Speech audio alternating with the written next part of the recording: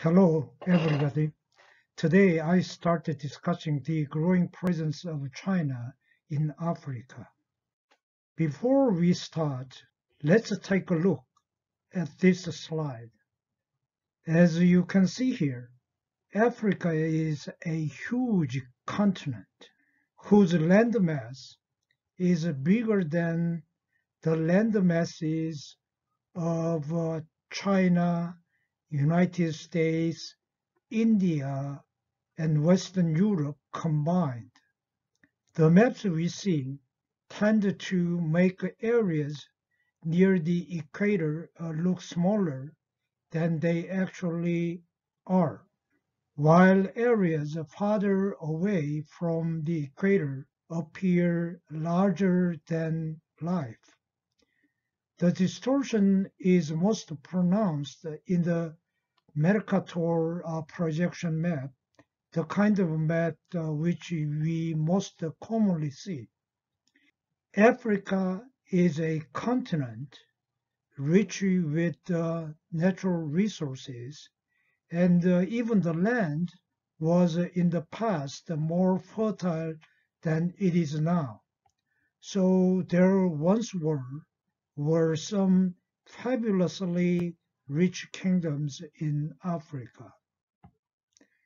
Relations between the People's Republic of China and Sub-Saharan Africa have changed significantly over time, from overtly political to a much greater emphasis on economic relationships. In the 1950s, China supported the liberation movements across Africa in their anti-colonial struggles.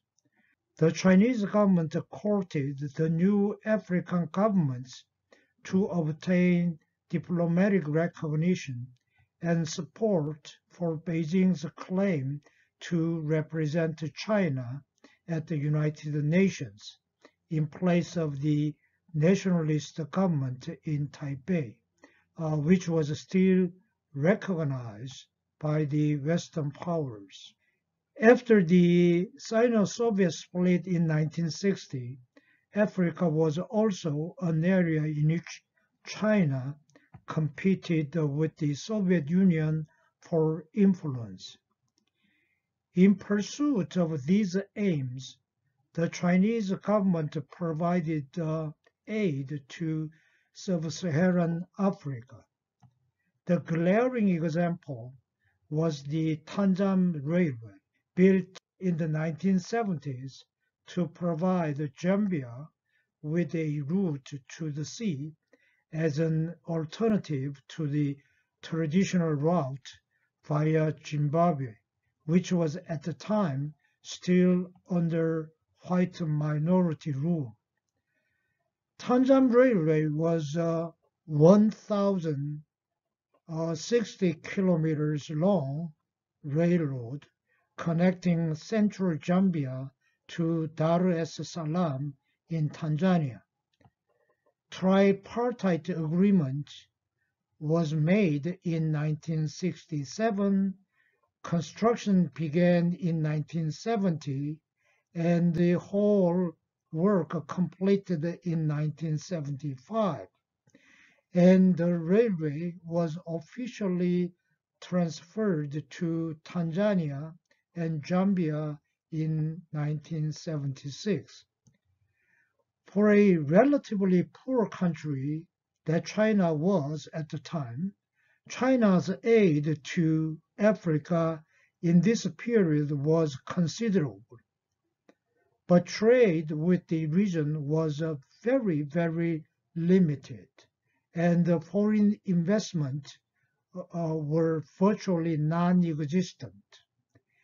Aid was clearly driven by political rather than economic objectives, and the rhetoric of China's engagement was one of international solidarity and anti-imperialism.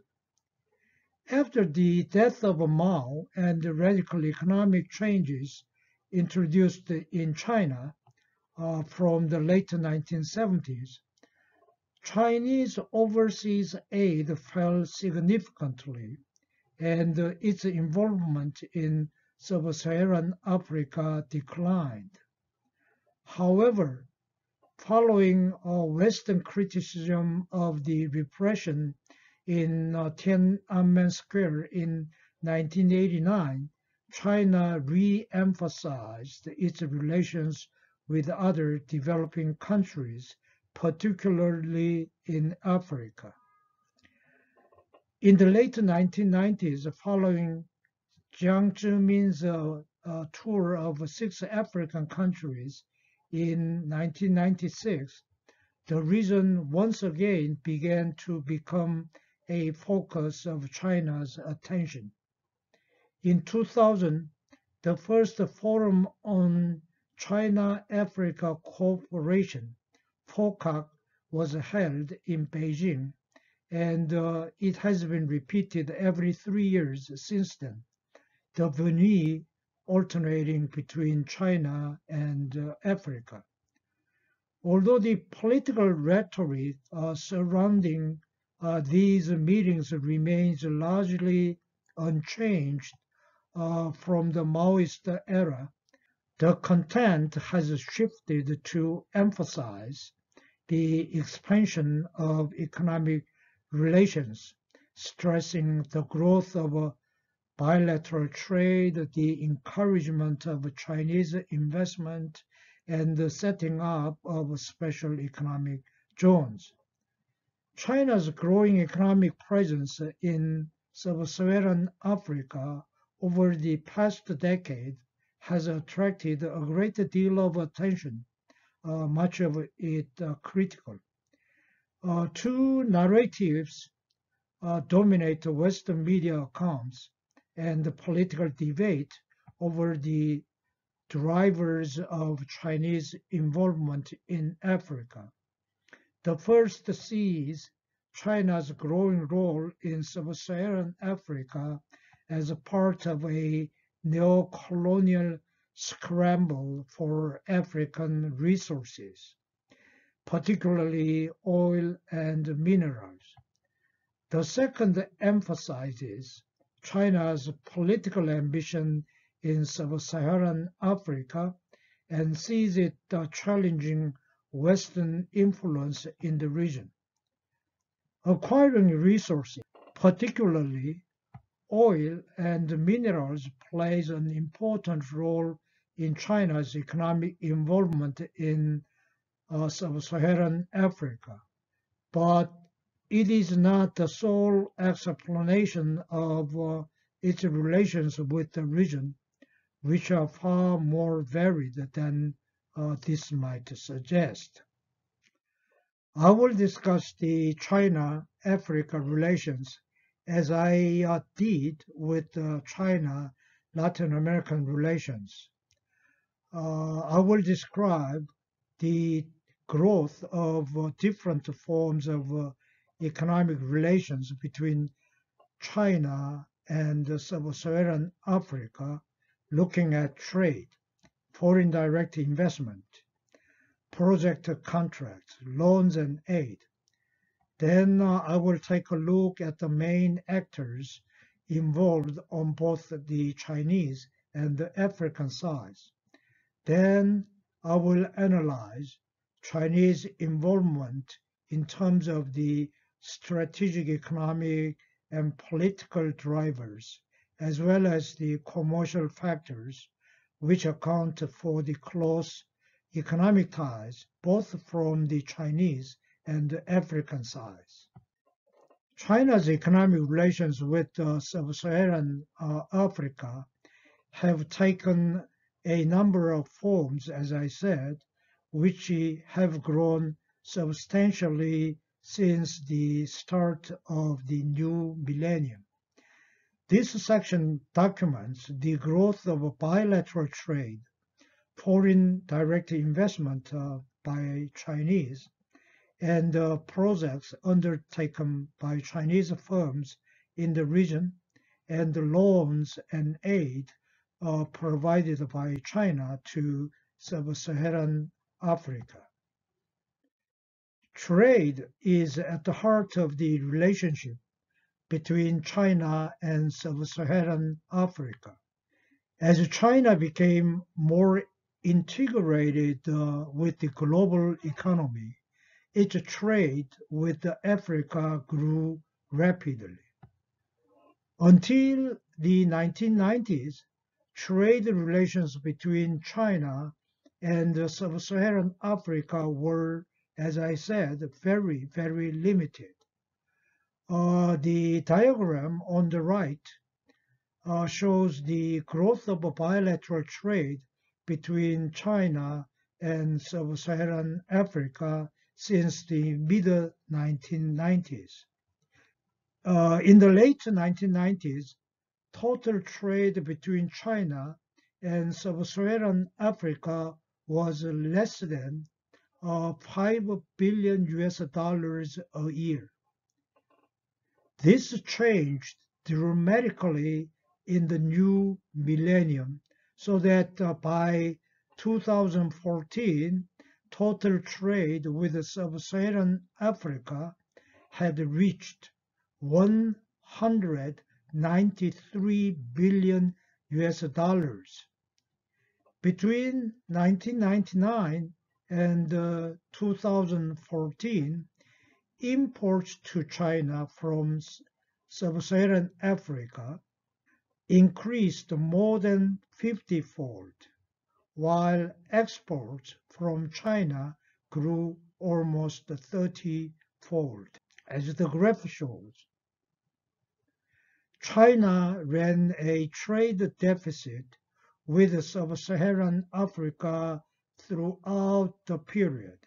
The decline in prices as the commodity boom ended and a slower growth of China led to a sharp drop in the value of imports from Sub-Saharan Africa in 2015, and with exports continuing to grow, China's trade with the region moved into surplus for the first time in 2015.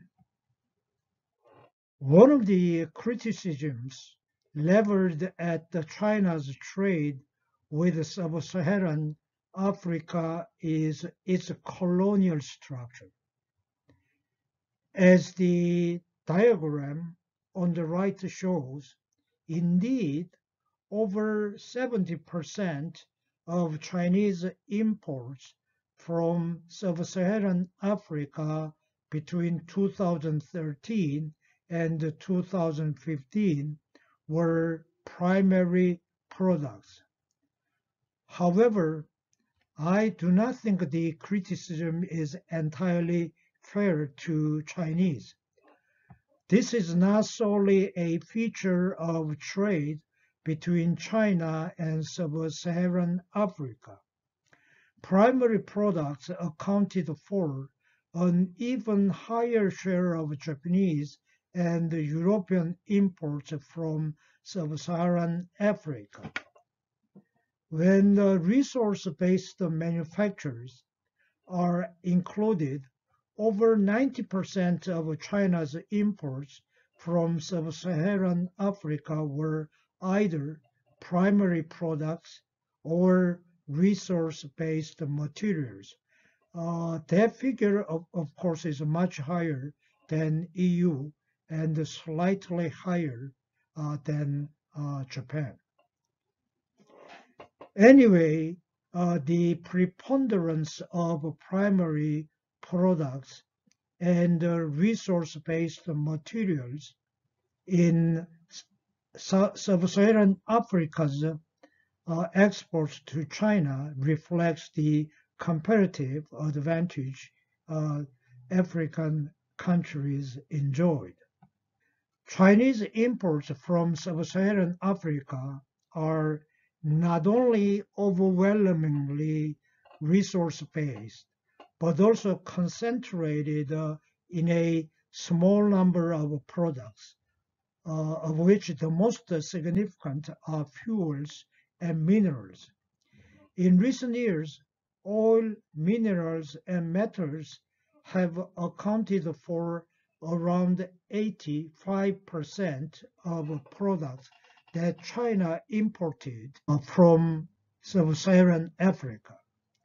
The top 5 products that China imported in 2013 to 2015 were petroleum, iron ore and concentrate, precious and semi-precious stones, copper, and ores and concentrates of base metals. Between them, these 5 products accounted for 4/5 of Chinese imports from the region. In contrast to its imports, over 90% of Chinese exports to Sub-Saharan Africa are of manufactured goods. The most important category of exports to Sub-Saharan Africa is low technology products such as clothing, footwear, and toys, although over time, more sophisticated manufactured goods such as domestic appliances, TVs, and mobile phones have grown in significance. Capital goods have accounted for an increasing portion of Chinese exports, doubling their share since the early 2000s to account for about a quarter of the total. Some of these exports are linked to the extractive sector as Chinese oil and mining companies import equipment and supplies from China. Chinese equipment is also proving attractive to African producers because it is relatively cheap compared to imports from the West and is often better adapted to small-scale production. How significant for China, then, is Sub-Saharan Africa as a trading partner? China's main trading partners are the United States, the EU, and China's East Asian neighbors. Because of its low income, Sub-Saharan Africa is still of limited importance to China as a market for its exports, accounting for only 3.6% of all of its exports in 2015. Its importance has increased since the global financial crisis, but remains marginal in the wider picture. Sub-Saharan Africa is rather more important to China as a source of imports, supplying almost 6% of its total imports in 2013 and 2014, although this fell to 4% with the drop in exports in 2015. While trade with the Sub-Saharan Africa is of relatively limited importance to China, this is certainly not the case from the viewpoint of the region. Trade with China has grown at a much faster rate than that with the rest of the world, making China the region's most important export market and the source of imports. In recent years, a fifth of Sub-Saharan imports have come from China, while almost 15% of exports have gone to the Chinese market. If we look at the individual countries, there is a wide variation in terms of dependence on the Chinese market. In 2014, in 13 countries, China accounted for more than 20% of their exports. This variation is due largely to the concentration of China's imports from Africa on a few products. The growing engagement of China in Sub-Saharan Africa is also reflected in the increased presence of Chinese firms in the region. While there is no doubt that Chinese FDI has grown spectacularly over the past decade, it is not easy to get a clear picture of the scale of Chinese investment in the region. One of the reasons for this is that the Ministry of Commerce data only indicate the initial destination of Chinese FDI. Unfortunately, alternative sources of data on Chinese FDI are equally problematic. Data on the inward investment collected by host governments are often patchy or non-existent in Africa. So, although it is possible to build a picture for a few countries, there is no way of obtaining estimate for the entire region. Data from the American Enterprise Institute Heritage Foundation's China Global Investment Tracker give a much higher estimate of Chinese foreign direct investment in Sub-Saharan Africa, as we see in the graph, than the figures reported by Ministry of Commerce.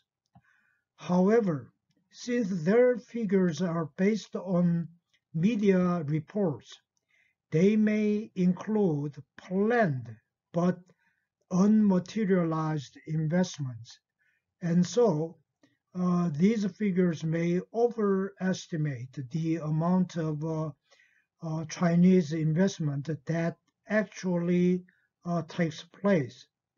The true figure is probably somewhere between these two different estimates. Despite the weaknesses of the data, they give some idea of the rapid growth of Chinese foreign direct investment in Sub-Saharan Africa. According to Ministry of Commerce, the stock of foreign investment increased almost 70-fold between 2003 and 2015. The American Enterprise Institute Heritage Foundation data also show a significant increase in Chinese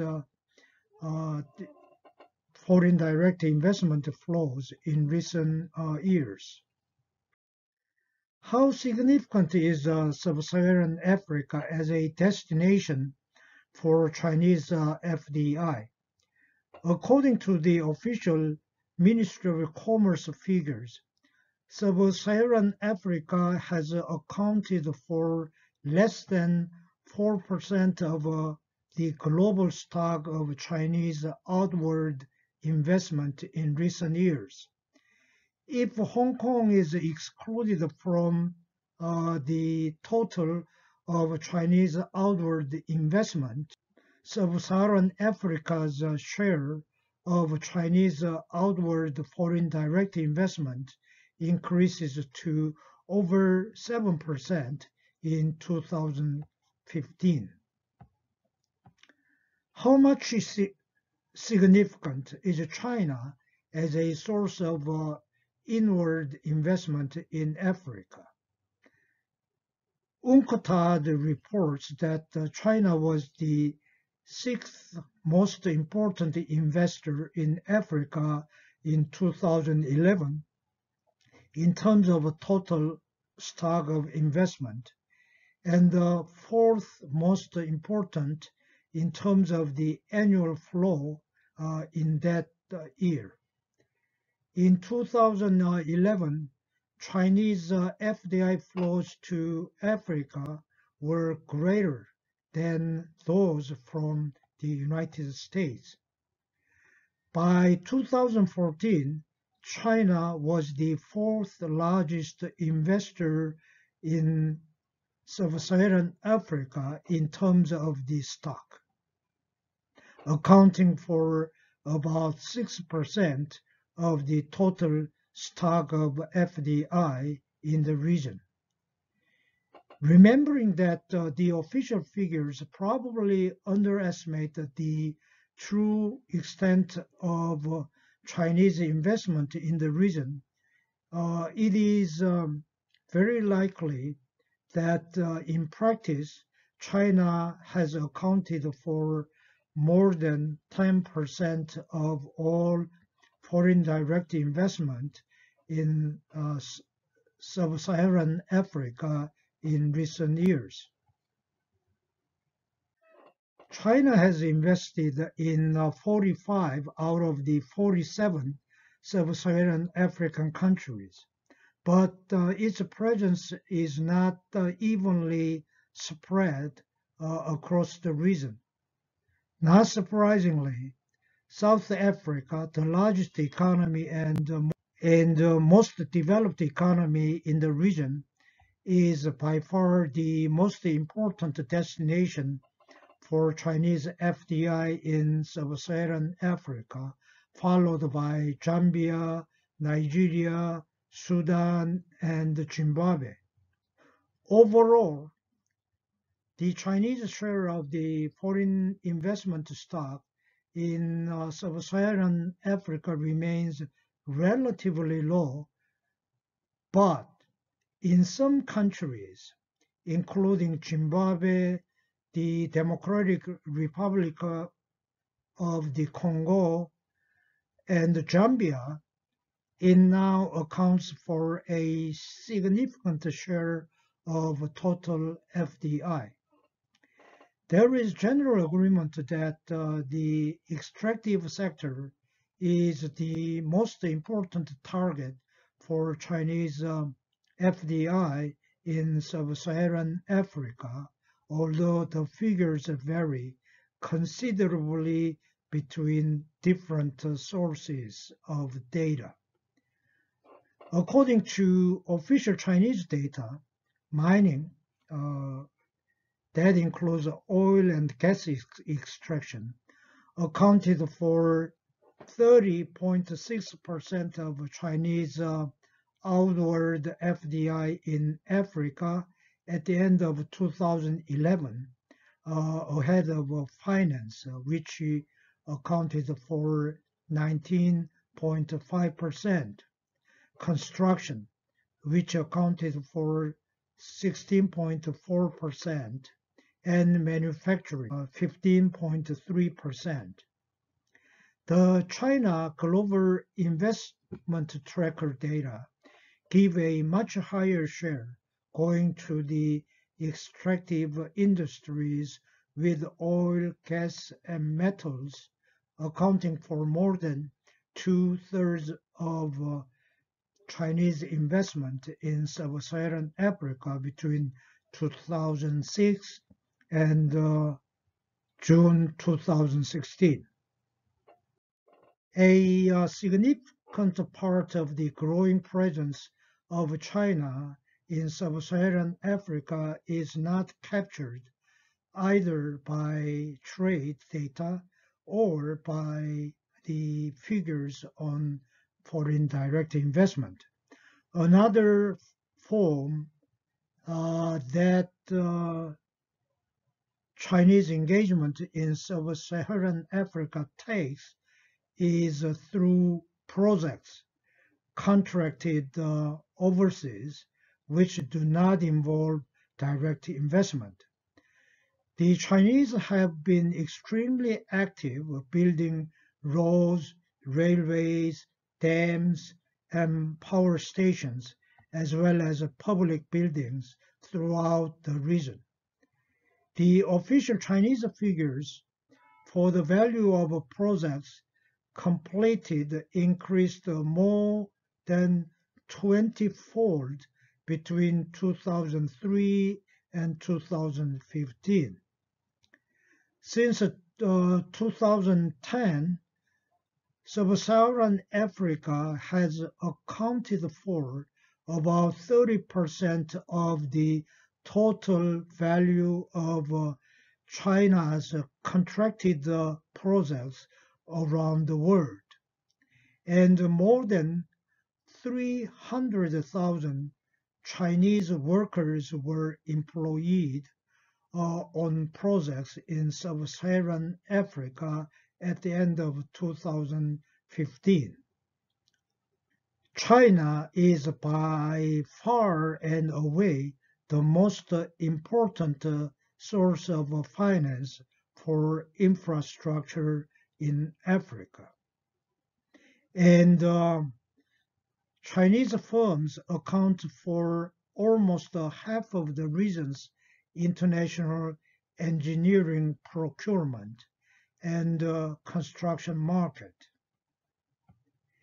As with the FDI, an alternative data set on Chinese contracts in Sub-Saharan Africa is provided by the American Enterprise Institute and the Heritage Foundation, which is based on media reports. Although the figures on large-scale contracts captured by China Investment Tracker database are lower than the official figures, they show the same trend with a 17-fold increase in the decade since 2005, the first year for which data are available. Over the period of 2005 to 2015, the most important markets in the region for Chinese contractors were Angola, Nigeria, Ethiopia, Sudan, and Equatorial Guinea, which, apart from Ethiopia, are all significant oil exporters.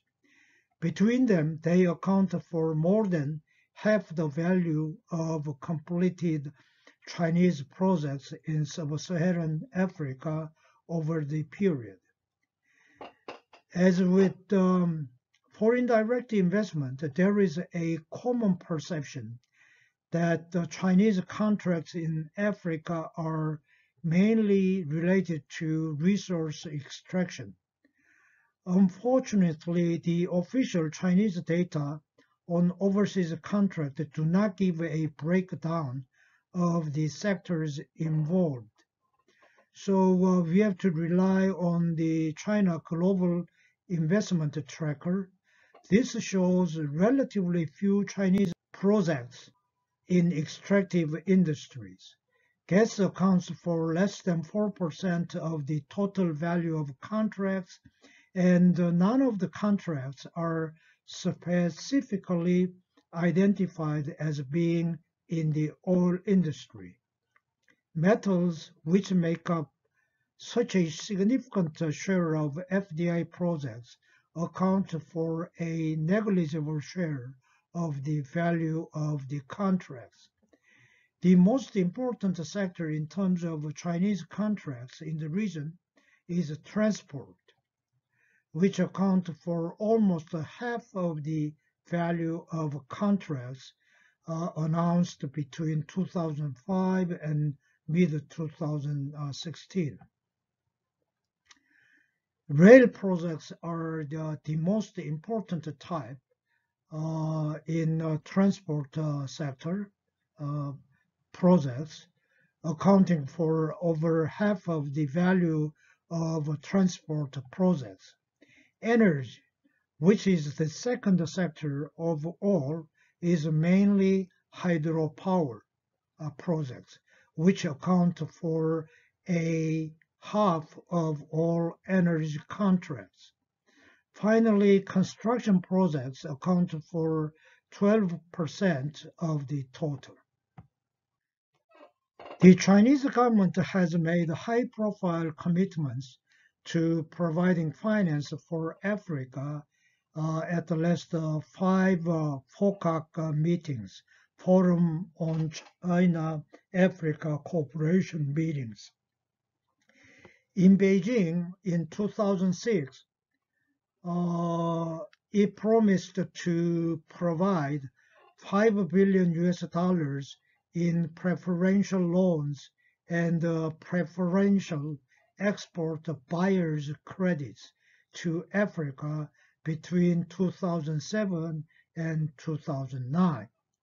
A further $10 billion was promised in preferential loans between 2010 and 2012, and $20 billion were promised between 2013 and 2015.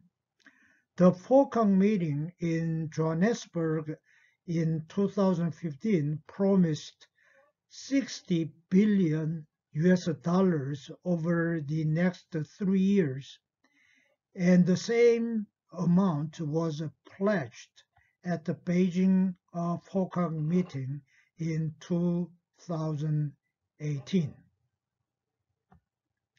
However, beyond these broad brush announcements, it is very difficult to get a clear picture of the amount of Chinese financial flows to Africa. The Chinese government does not publish data on official financial flows on either a country or a regional basis, and neither does the Exim Bank or the Chinese Development Bank, which are the main providers of Chinese finance to Sub-Saharan Africa.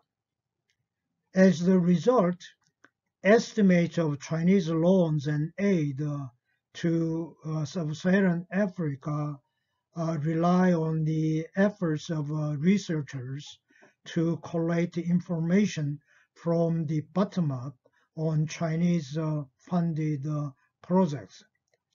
The two most comprehensive sources of data on Chinese lending to Africa are those collected by Aid Data and China-Africa Research Initiative. Such studies face a number of problems. They are often based on announcements which pledge future finance rather than the actual financial flows. They may therefore, as in the case of foreign direct investment, overestimate actual flows, since some pledges are never fulfilled. Even where loans are made and projects are carried out, the timing of the flows will clearly lag behind the announcements, so that the annual figures may differ from the financial flows that actually take place in a particular year.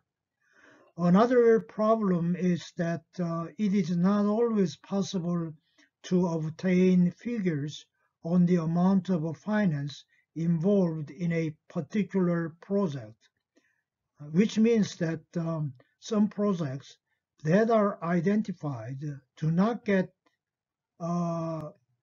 included in the estimates of financial flows.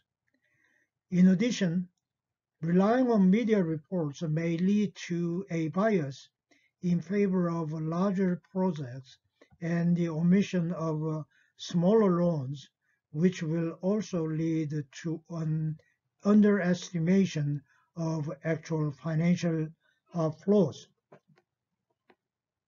Admitting these problems, In the absence of official data on Chinese financial flows to Africa, these estimates at least provide some idea of the order of magnitude involved.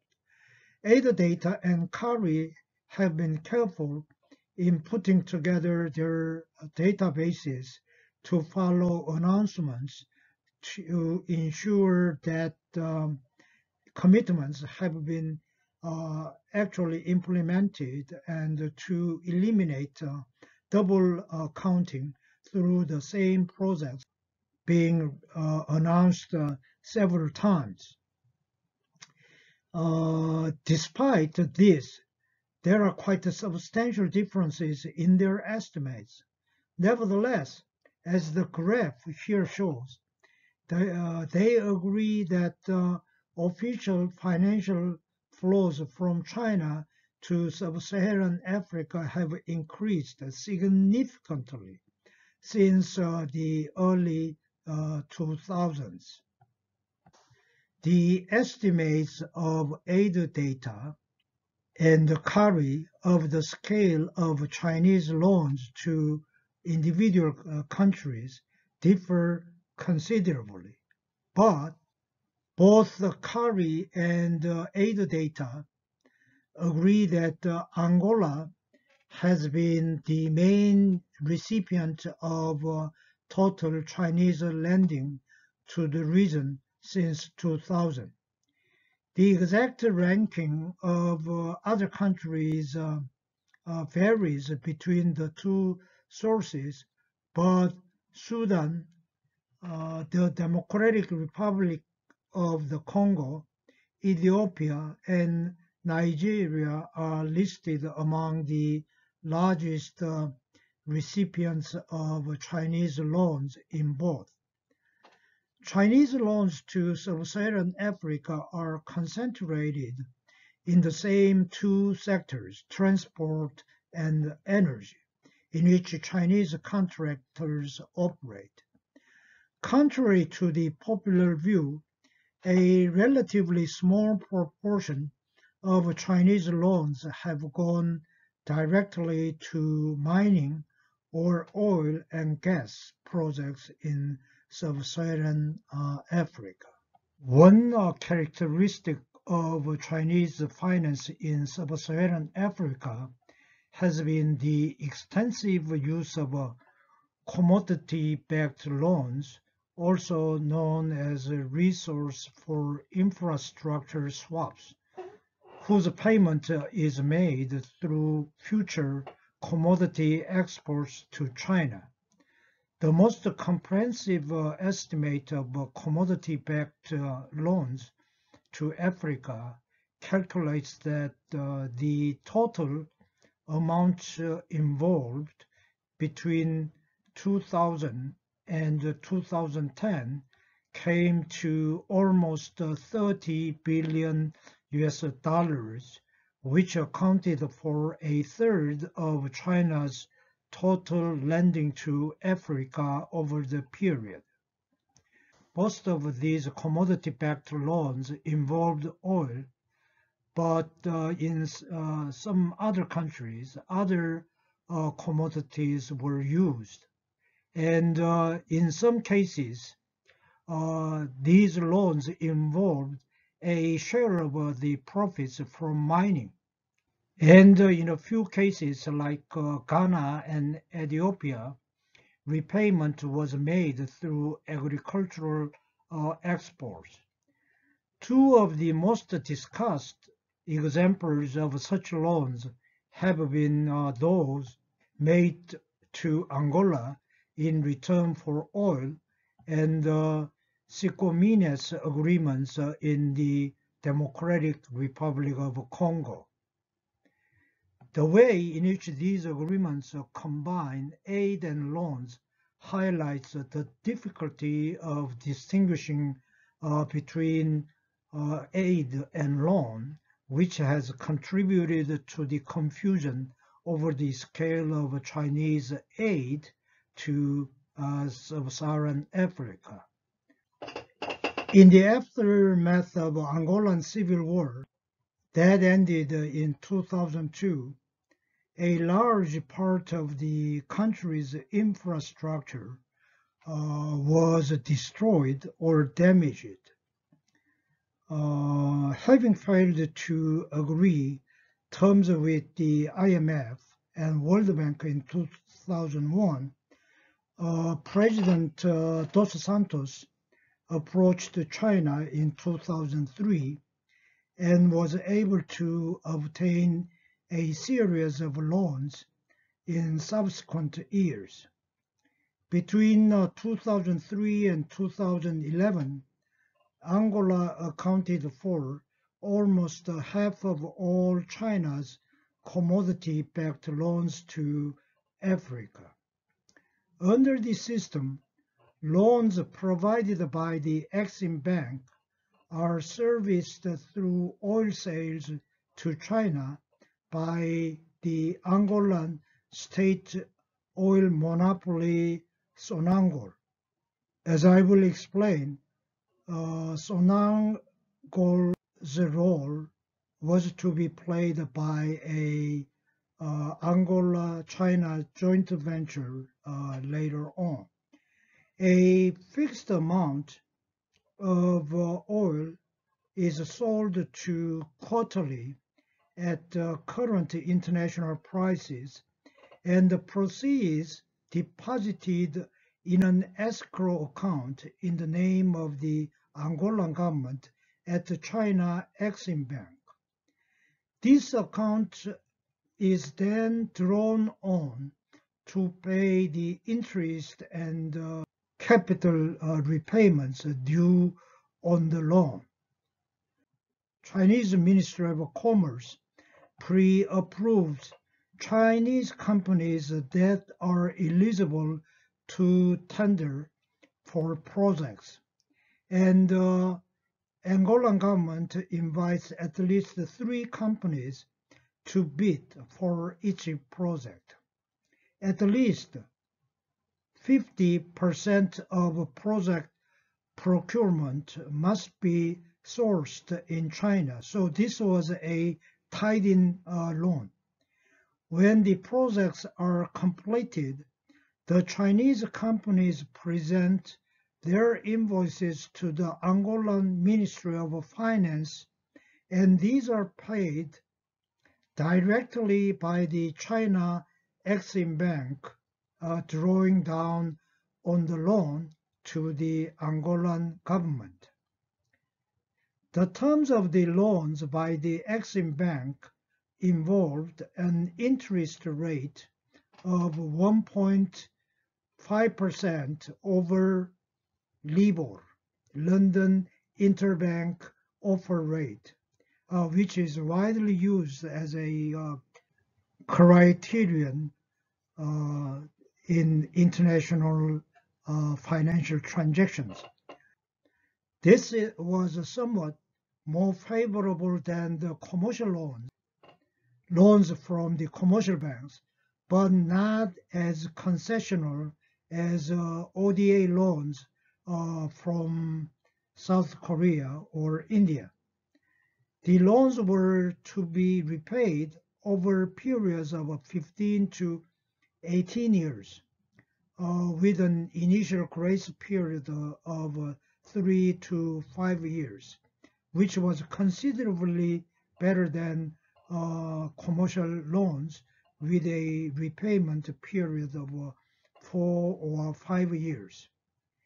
In 2004, the Chinese state-owned oil company, Sinopec, formed a joint venture with Angola's state oil company, Sonangol, which was called Sinopec Sonangol International, SSI, with Sinopec the majority shareholder. It came to hold 55% of the total stock.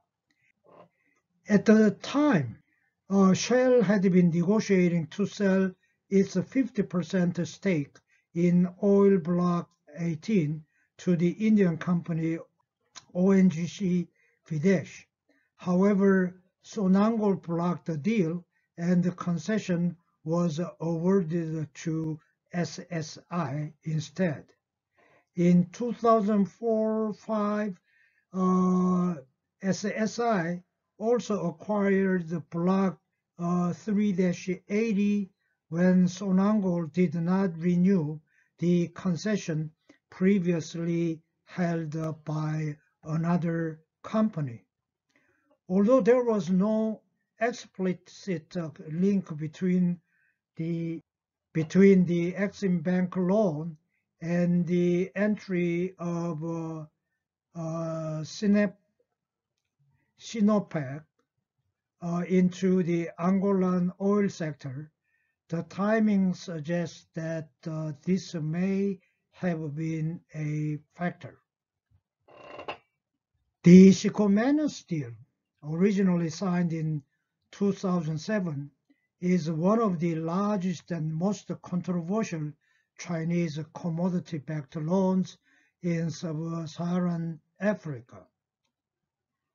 It followed the 2006 elections, which marked the end of the transition in Democratic Republic of the Congo following the civil wars of 1996-7 and 1998 to 2003. It involved a joint venture between Democratic Republic of the Congo State Mining Company, Sicomines, which held 32% of the share, and a Chinese consortium which held 68%. And this Chinese consortium was formed of two Chinese state-owned enterprises, China Railway Engineering Corporation, CREC, and Sino-Hydro. As you can see, the Chinese consortium had more than 2/3 of the share of the joint venture. In return for the mining concessions for Mashamba West and Diklue, the Chinese agreed to invest $3.2 billion US in the mining operation and a further $6 billion US in turnkey transport and social infrastructure projects such as schools and hospitals to be funded by China Exim Bank. These infrastructure projects were unrelated to the mining operations directly, but the loans would be repaid from the profits made by Sicomines, the joint venture whose majority share was held by the Chinese. The agreement was initiated Chinese by the CREC, China Railway Engineering Corporation, a large construction state-owned enterprise which was trying to diversify into resource extraction and had been investigating opportunities in Latin America and Zambia, but without success before the discussions with the DRC started. Originally, CREC had been interested in a standard mining project, but during the negotiations, the Congolese, influenced by experience of its Angolan neighbor, suggested that the agreement included an infrastructure component. In his election campaign, President Kabila had pledged to undertake a major program of public works, which was called Les Cinq Chantiers, but was finding it difficult to obtain funding for large infrastructure projects from traditional donors. Although the Chinese government had not initiated the project, as I said, it was correct, an SOE that initiated the project.